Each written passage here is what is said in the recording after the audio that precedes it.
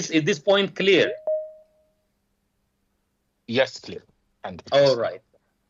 Um, I think Fayyad, if we dedicate this session mostly to clarify general idea about the IELTS, because if we get into the modules, it will be it will take longer detail, and I think we should dedicate other sessions for each individual one. But I think because now many people don't have like the question that Ibrahim have asked. Many people worry about things that actually they don't have actual idea about. Exactly. Yeah, so let's make things clear and easy. So Ibrahim, make sure that no one will test your specialist knowledge, and this is my 100% responsibility. Okay. All right. okay. Yeah. So one of the The- questions that usually come to me from the students, they always ask, what are the expectations? For example, I'm sitting in front of you. How many parts of an IELTS speaking test are there, and how long does it take? These are like basic knowledge that Fantastic. everyone needs Uh, to know. yeah, yeah, yeah. Yes, there are three parts: part Hmm. one, part two, and part three. Now, in general, everything in life, not only in the IELTS, the process goes like this. You always move from easy to difficult in Hmm. anything, right? So part one should be the easiest. They ask you about like personal questions, and then they ask about some common uh, questions. So the personal questions, there are two fixed questions. Uh, if they ask one candidate about where you live, definitely the second question will be about whether you are a student or you work. Definitely. Hmm. Now, then the rest of part one is like common things like mobile phones, apps, birthdays, parties, very common topics. And these are very easy because they test your general language. So they like, for example, let me give you a clear example. If they say, the examiner might say, let's talk about mobile phones. How often do you use mobile phone, right? And Hmm. then when did you last use your mobile phone? Do you think you will use mobile phone more in the future? Now if you notice that they just want to check your ability to use the accurate grammar, past, present, future. It's very simple. Then they ask you three or four questions, and then they move to part two. Part two is like one topic. The examiner introduces the part to you, and then they give you a certain topic. They give you 1 minute preparation, and then 2 minutes to speak. That is non-stop. And the last part is discussion between you and the examiner. The questions are based on part two. That's all. But the thing is, what you will find in these sessions, uh, you will be aware of the assessment criteria, so that from the time you enter the room, you should put the hat of the examiner himself. Yeah. That's it. So okay, that's the secret. Yes, so we will try to break it down in blocks. So the first block is, Inshallah. yes, how many parts are the test? The test consists of three parts. First part is simple, just like the doctor mentioned. It's all about like general knowledge questions about you, where you live, and so on. The second part is a task. You're given 1 minute for preparation, 2 minutes to speak non-stop, and the last part is based on the second one. You have between 4 to 6 follow-up questions. You need to speak, I think it's 20 seconds, is it, for each question? If you speak for less, Approximately. approximately. Approximately. If you speak Yeah. for less, then the examiner will add an extra question. If you speak for enough time, then the examiner will ask only 4 questions, will not add any more. So, Fayyad, let me get back to Ibrahim's question. For example, in part one, if they ask you, let's talk about where you live. Do you think the examiner is interested to know where you live, actually, Ibrahim? Uh, I live in n- Umbadda. So what's the uh, point, right? What's the point? So they are not actually interested in your in knowledge. They're interested in your language. Now, if you say I live in Umdurman, I live in Khartoum, that's not the answers that they expect. You say I live in Khartoum, which is the capital city of Sudan, and blah blah blah blah. You just carry on until they move to another question. You got it now, Ibrahim?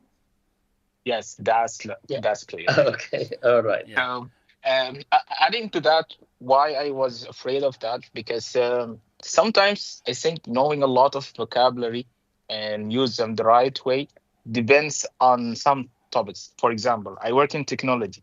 So whenever they ask me to discuss anything in technology, I'll feel like very fluent and free, and I speak, yeah, You will non-stop. discover that is completely different to what you are saying. Ah, Okay, just be yes. patient. Okay, Okay. right.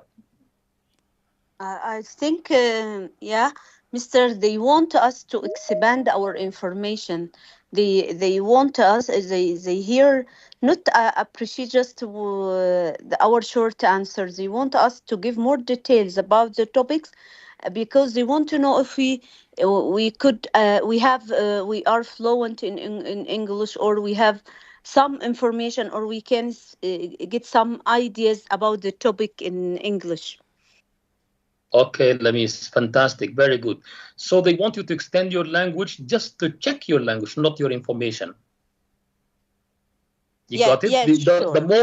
Yeah. more you talk, the clear it will be to the examiner about your Mm. language level, not about the information about the subject. Yes, All yes, right? that's right. Yes. Fantastic. Very good. Yes, Lemise has raised her hand. The one who spoke Okay. right now was Can I ask Faiza. a Yeah. question if I may? Okay. Sorry. How to deal with stopping while speaking English when someone looks back at you? When Come again, someone please. looks, This is not IELTS related. She mentioned something about if yes, someone I is, get the answer every time someone looks at me. How yeah, to deal Uh, with that? uh, yeah. if I understood Mr. Fayyad, correct me if I'm wrong, I thought she's talking about keeping eye contact with the examiner It's so that both things in Yes, that's her what I. everyday life. She mentions that she can speak English, but once someone maintains eye contact with her, she stops speaking for a reason. let me tell you frankly, some people who give IELTS training, I don't know.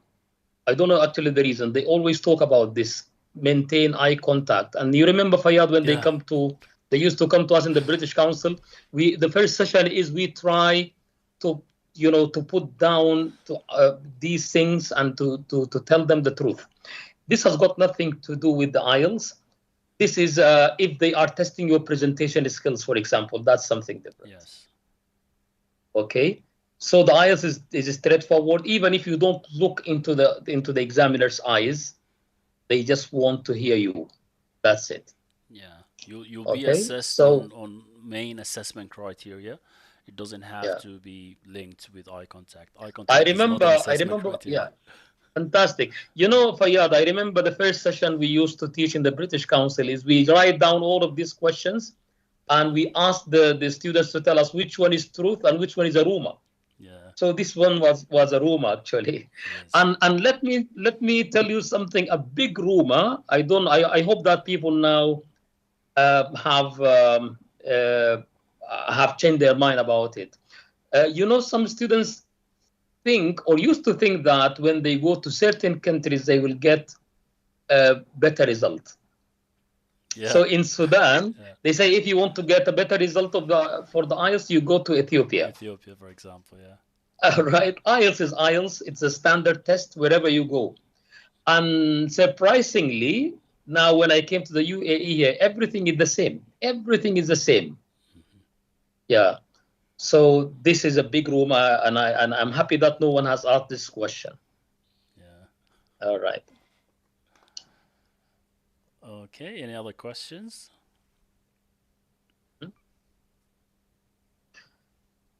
Let me ask another question. What's the difference between academic IELTS and general training IELTS? Anyone can volunteer to answer.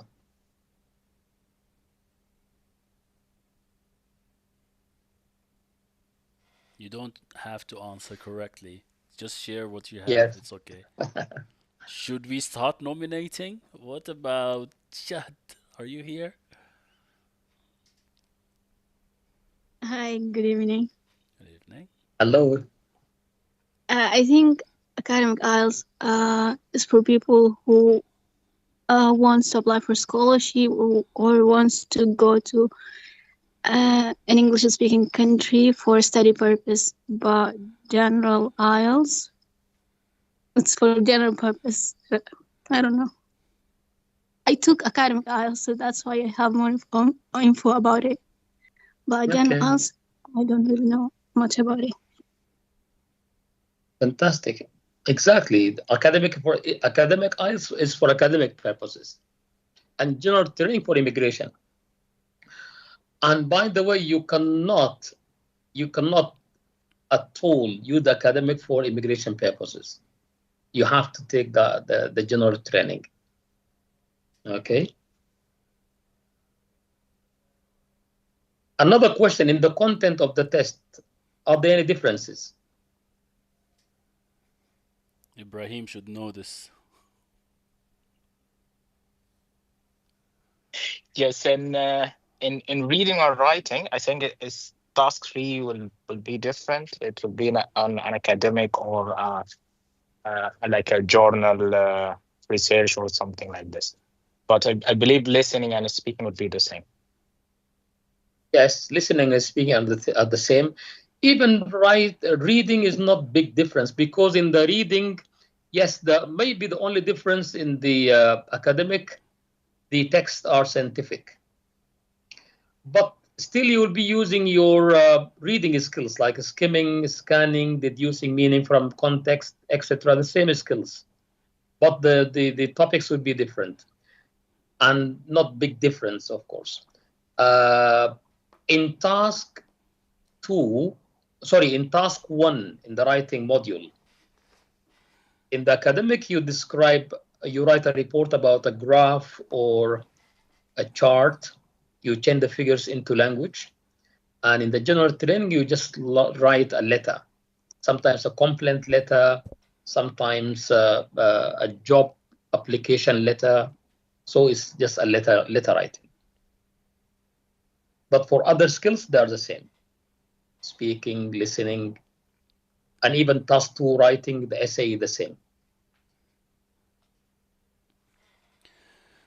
Okay, so I have a list of questions that many candidates shared with me. So we will start with simple questions for you.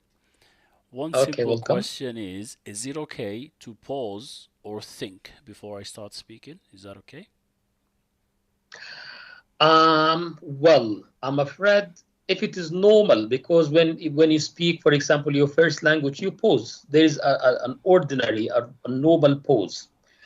But if it is thinking of, for example, words or structures or anything related to the language, that will be at the expense of your fluency. But for few seconds, even in Arabic, we pause. But it shouldn't be for searching of words or language items. Okay, that's good. Another question is one of the questions that actually irritates me. I hate this question. The question says, do I have to speak with a British or American accent? Fayyad, I've got a long story with this. Yeah, let's hear it. Anyway, I don't want to involve people on this, but in general, when in the UAE here, before people always have got this complex of accent. And a colleague of mine was looking for a job, and then the interview was in Arabic. He's an English teacher, and the interview was in Arabic. So in the end, after they finished, they said to him, we want to know your accent. He said, you asked me in Arabic, how can you know my accent? In the end, he said, my accent is Dabdub. They couldn't understand him. It's a type of car, yeah. So we Uh, have viewers from different nationalities on Facebook. That's why, like, I have to translate this. It's like a type of car. oh, Yeah, fantastic. yeah, Okay, yeah. okay. Now, yes, thank you for that. In general, accent is a type of car. Yes, Okay, exactly. a car brand. Mhm. And what I would like to say, don't worry about accent at all, because um, like 99% of people who speak English are not native speakers. Do you know that? Mhm. If you take the percentage of Americans, British, Australians, and New Zealanders, for example, people in these countries, if you consider all of them are native speakers, now what is the percentage of these people compared to the other world? Yeah. So accent is nothing to do, has got nothing to do with the clarity of the language. I always give example of, if you take the Arab world, people speak Arabic in different accents, right? Egyptian accent, Gulf accent, Moroccan accent, Syrian accent, but still they communicate, Yeah, they can understand right? each other. Yes, Yeah, correct. they can understand each other. So in the IELTS, this is one of the rumors. If you speak British accent, you will get good score. No, no, at all. American, British. In the end, you should be clear. Your pronunciation should be clear. Mhm. You should actually, to be in the safe side, you should follow the international accent. Now there is something called international accent, the BBC accent. Now, if you follow the BBC, even if you are British, you have to follow the international accent. You're not allowed to use your own local accent. Mhm. And the word accent is misunderstood, Fayad. Is misunderstood. In English culture, if they say this person has got an accent, it's negative. It's Oh, not yeah, positive. exactly. Yeah, that means you Yeah, it's speak a little negative. bit differently than others, Yeah, and yeah. people might struggle to understand you. If you, Yeah. if you are teaching classical Arabic and you speak your local, for example, Egyptian or Gulf Arabic, still non-native speakers will not understand you. Mhm. So your accent is affecting your teaching, it's affecting your exams, it's affecting everything. Mhm. Yeah. And yeah, and I So remember one of our colleagues, Fayyad, sorry to disturb you, one no of our worries. colleagues was from Manchester, and they've got their own difficult accent, as someone and some people know. And he was an examiner. Many candidates complained, Mhm. and because his accent was a bit difficult. And then, the case was investigated, and then they advised him, if you can't do this, you should stop examining. Mhm. Mhm. Yeah, because it will affect, the result. Yeah, the outcome of the candidates. Okay. Yeah. So Yeah. thanks for clarifying this. I have a question from Azad. He said, "Could you please give us an example of a well-developed answer regarding speaking part three, and how long does it take?" So I think how long does it take? We've covered this already. We mentioned that you have between 4 to 6 questions in part three, and it's connected to the second part. Usually, you need to speak for 20 to 25 seconds approximately. If you speak for this long, the examiner will only ask you 4 questions. If you speak for less time, then the examiner will add the 2 more questions, and in total, they become six Actually, questions. it's Yeah. completely, Fayyad, it's completely in the hand of the examiner, because in the end, if they get rateable language, the language that they can rate, Mm-hmm. then they just move on. Yeah. Because sometimes you might take longer time, but you say nonsense, Exactly. Yeah. right? It's about quality time, not quantity. Exactly. So if you've got the ability to use varieties of structures, varieties of vocabulary, you use good discourse markers, you link your ideas, then it might not take few seconds, Mm-hmm. right? Yeah. So it's not about how long you can speak, it's about No, what no, you are using. Okay. exactly. And another question is about reading. We are here today for speaking specifically.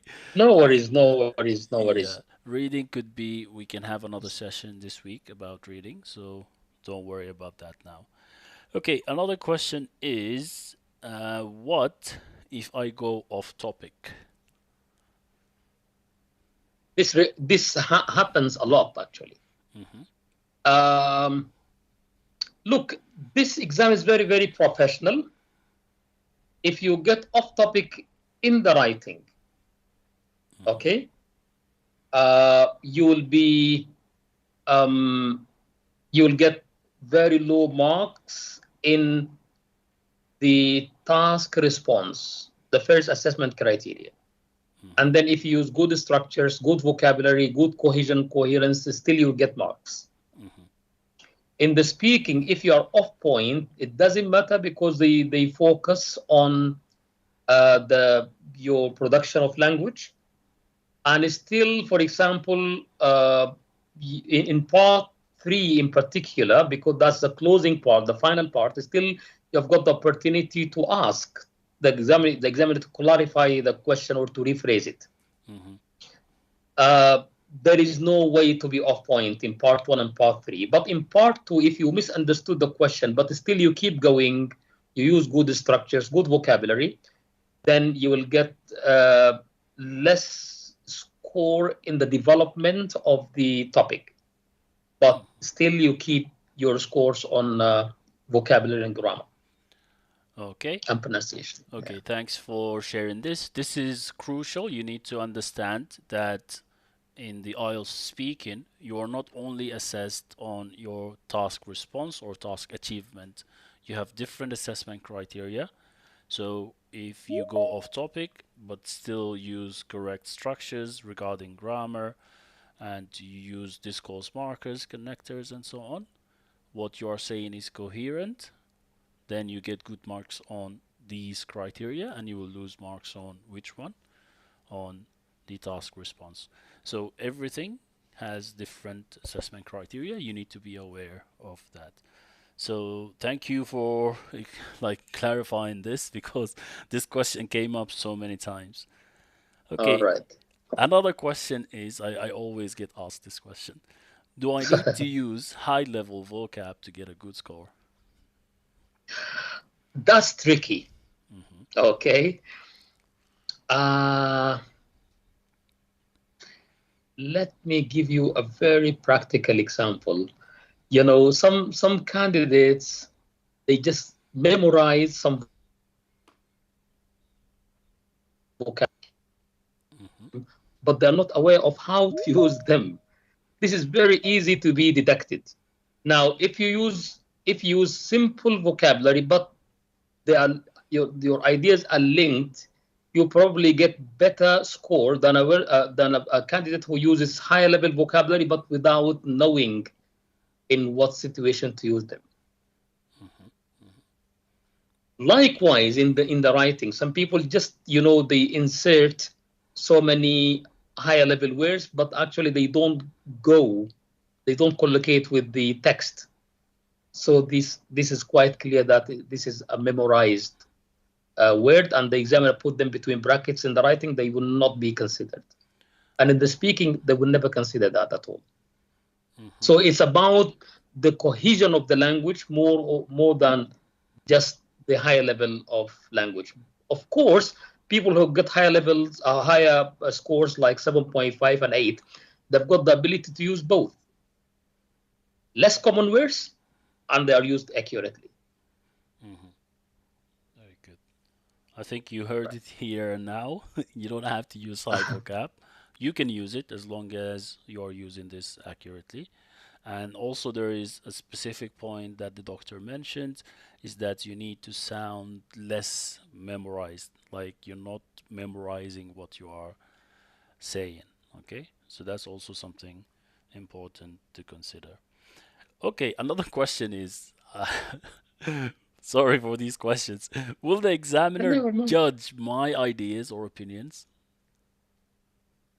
Like if you're No, talking, at all. yeah, if you're talking about something, let's say politics, for example. We don't want to go far. Let me give Yeah. you a very, very practical example from the time I was examining in Sudan. Yeah. I don't know, but it was a trend. People use religion, politics. Mhm. It was like it was viral that time. Yeah. So the examiner will never ask about religion or politics at all. Your opinion will not be judged at all, but it is preferable not to use anything like this. Don't talk about politics or religions at all. And But make sure that they've got nothing to do with these things. From the time you enter the room, they will just they'll be focusing on your language, and that's it. Mhm. Yeah. So there is no They don't judgment belong there. to they don't belong to any political party. Don't worry. Exactly. So there is no judgment there. Don't worry. Okay. One of the most common questions is how can I sound more natural and confident? Uh, I think this is a big question, Fayad. Mhm. I think we can answer it in other sessions because it's actually very big. But I can say briefly, very briefly, be yourself as if you are chatting to someone. That's it. Yeah. So don't feel you are an exam. You chat with the examiner. Feel relaxed. Speak the way you speak normally. Do not try to be Okay. someone who you're not. Yeah. No, at all, at all, Exactly. at Yes. all. This is also another one. Can I ask for feedback during or after the test? Like, can I ask the No, examiner for no, feedback? no way, no way, no way, Yeah. no way. Yeah. And by the way, if they ask, even if you ask and you insist on asking, they will just say you will get your result in 2 weeks. Exactly. Yeah. That's it. It's very professional. Yeah. So these are the questions that I have so far. If anyone else would like to add any questions, the doctor is here.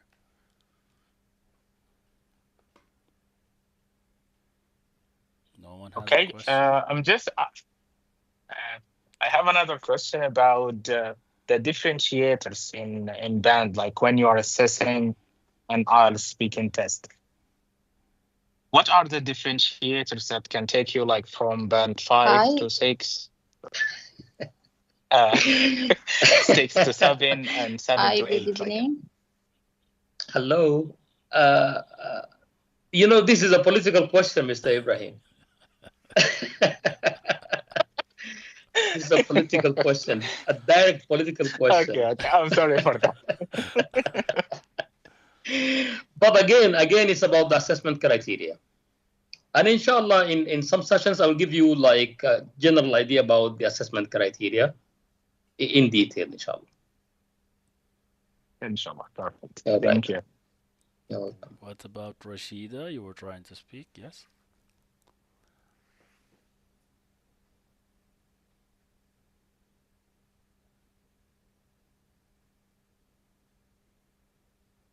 Rashida?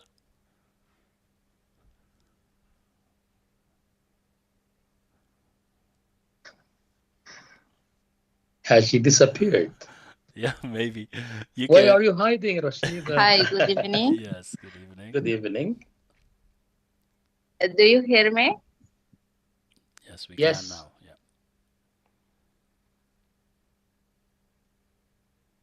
Hello? Go ahead.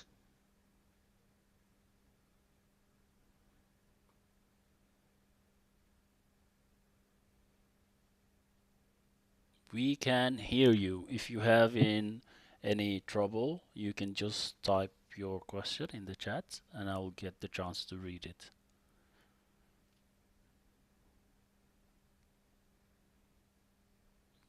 No trouble?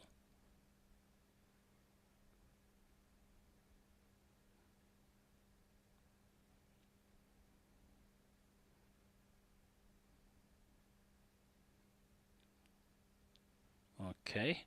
So another question just came up is, can I ask the examiner to repeat or explain questions? Yes, you can, but I'm afraid this will not do anything in the end if they repeat the question, right? You'll be confused. And yes, I think if you do it once, it's okay. But if you do it more than once, this will be, you will, it will be like, you cannot continue with the speaking. So the will be at the expense of your fluency. And another thing, if the examiner might say the question one time again, but if you don't understand, they will just skip it. So once you speak, actually you think while you are speaking. So don't disturb yourself. Okay, try to be as to talk as quickly as possible. Yeah, some candidates use this to give themselves time to think. You can use what we call fillers.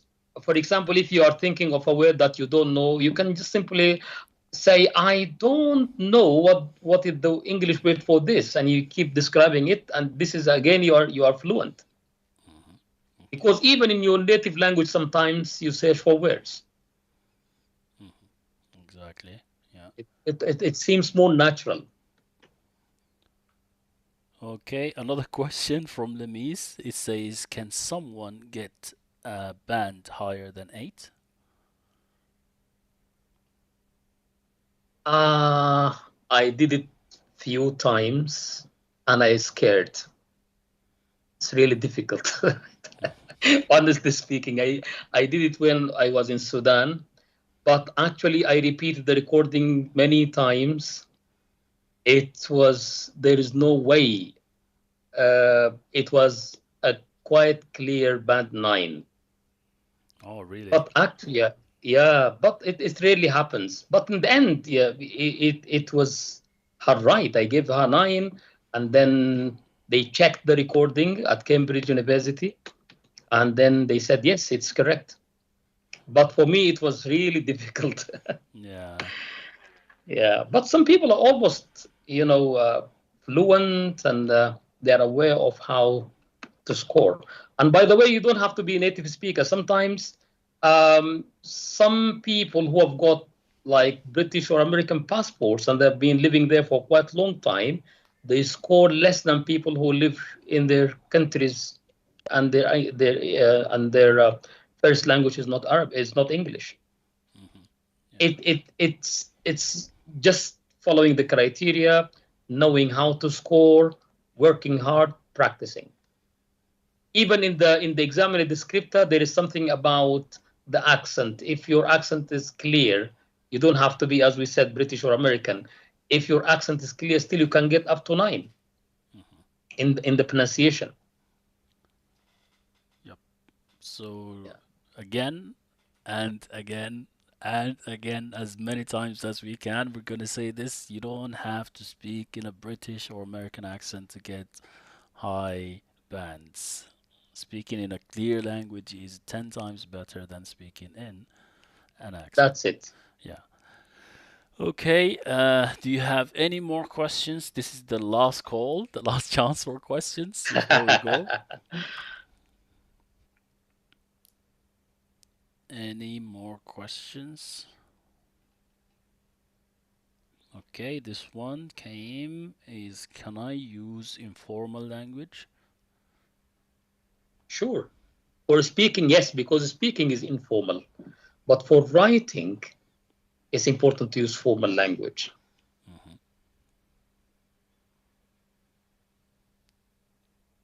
And we will close with this question is, what if I don't understand the question itself? I think we've already answered this. Some questions you can ask the examiner to repeat. They might but try to understand. Yeah. Try to understand as much as you can. I think someone has their hands up. Is it Chad? Yes? Chad? Yeah, so I have a question that was in my mind for so long, especially during the time I was planning to take the test. I sat for IELTS in September 2024.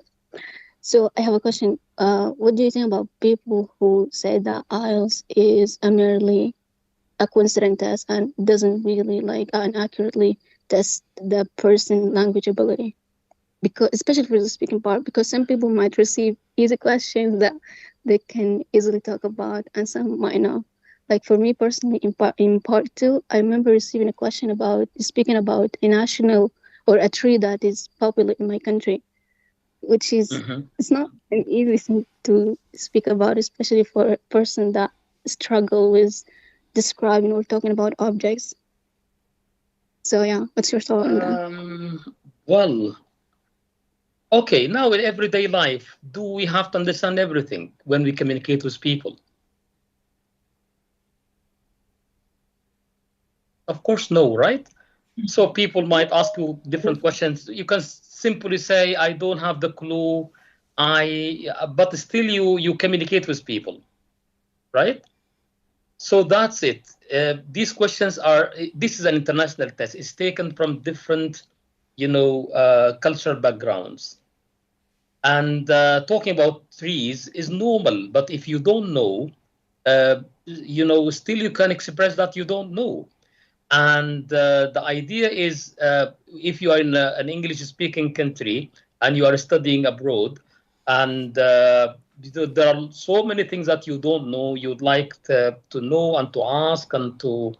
So how can you communicate to get more knowledge? So this is why. I don't want to talk about the validity of the test, but it's the most actually validated test all over the world. Even in America. In America, as you know, TOEFL is #1, but still IELTS is there. So IELTS is everywhere in the world now. It's a standardized test. It's it's very, very accurate. It's beyond what we think, because every test is tested among experts and before they publish it. So your as we said in the beginning, your general information or your specialist information about something is not tested at all. You just express yourself. Okay, thank you. You're welcome. And how come you can't talk about a tree?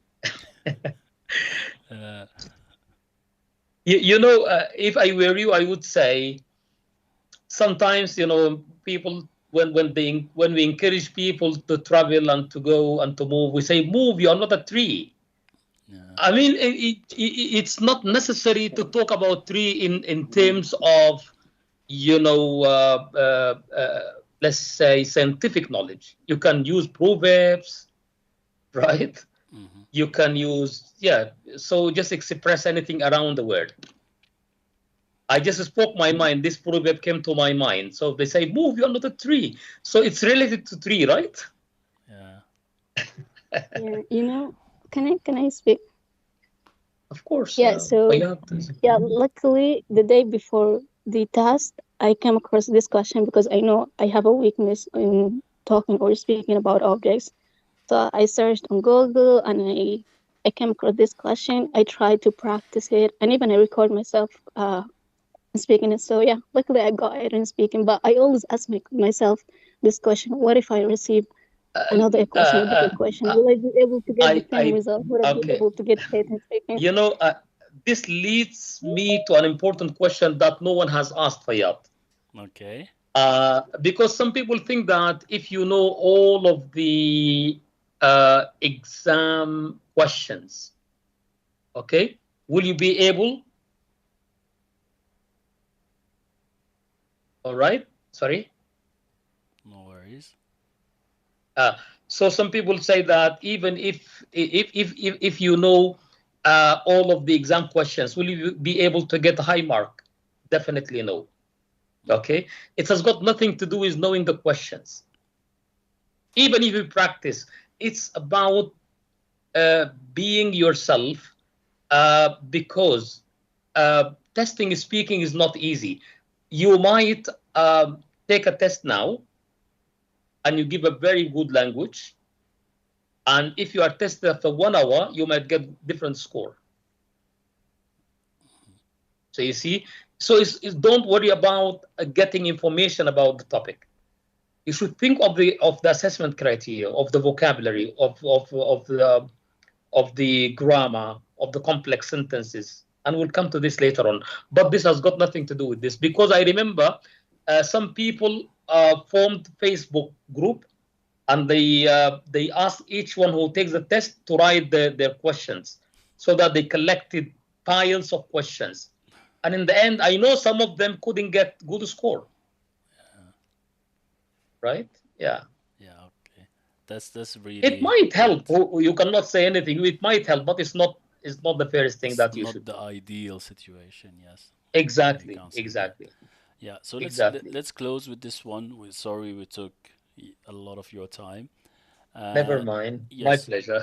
this question, and also I always say this, and we have a lot of like argument about this topic. Idioms, are they important? I always tell my students they are not important, and I always give them an example, which is if someone says an idiom in front of you, or sometimes even in Arabic, there are idioms that I don't understand in my first language.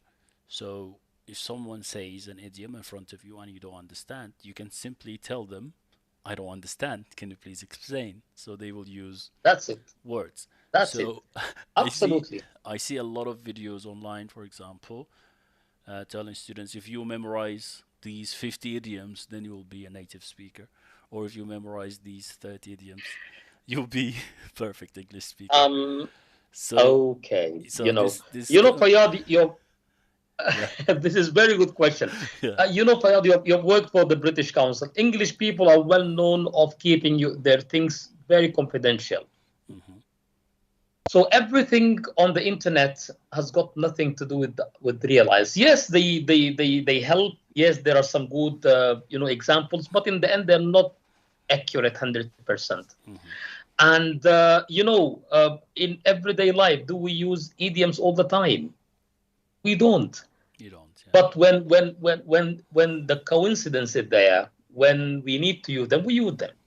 Yeah, So you are absolutely right. It's not necessary. But of course, if you use them, it adds flavor to your language.